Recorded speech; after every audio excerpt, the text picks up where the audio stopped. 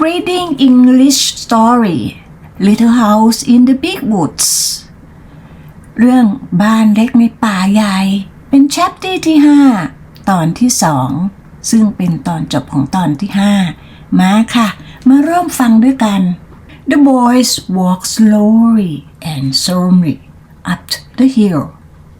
They put the slate away. They sneaked into the house and slipped quietly to their place on the bench. Their father was reading his Bible. He looked at them without saying a word. Then he went on reading and they studied their catechism. But when the sun went down and the Sabbath day was over, their father took them out through the woodshed and tanned their jacket.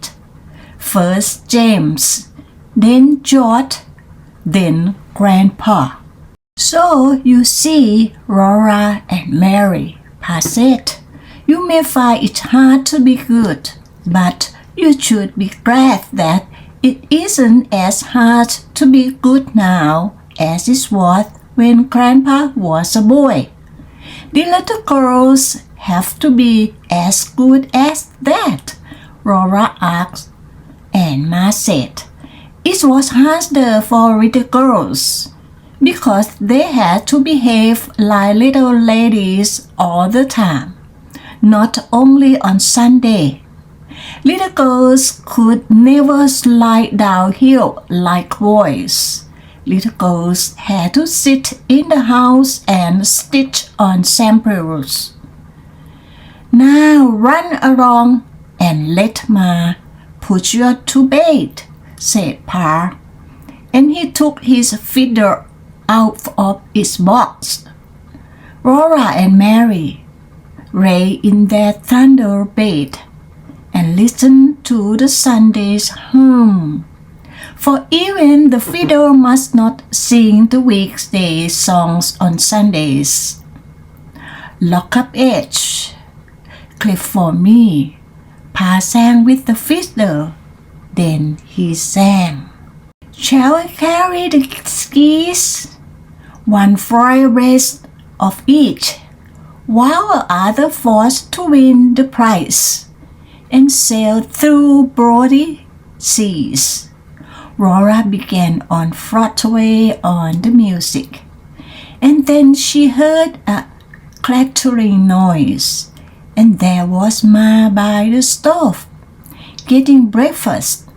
It was Monday morning, and Sunday would not come again for a whole week.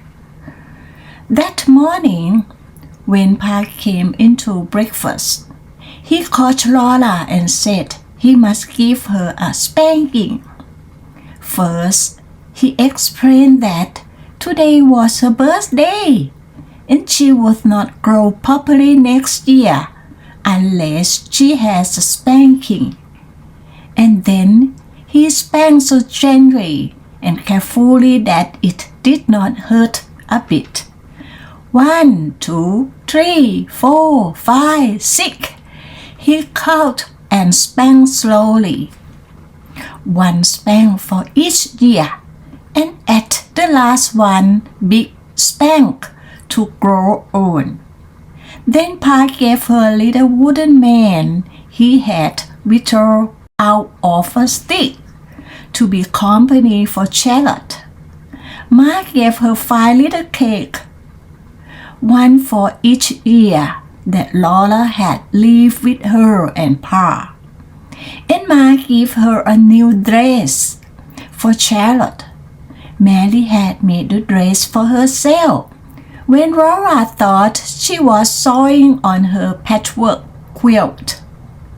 And that night, for a special birthday treat, Pa played Pop Goes the Weasel for her.He sat with Laura and Mary, close against his knees while he prayed. Now watch, he said. Watch, and maybe you can see the weasel pop out this time. Then he sang, "A penny for a spool of trade, another for neither. That's the way the money goes." Laura and Mary bent close, watching, for they knew now was the time. "Pop," said Pa Finger on the string. "Goes the whistle," sang the fiddle plains as plain.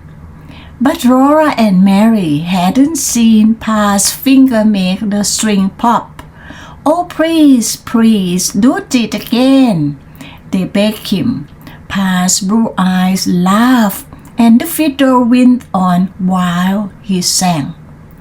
All along the quarter bench, the monkey chased the whistle.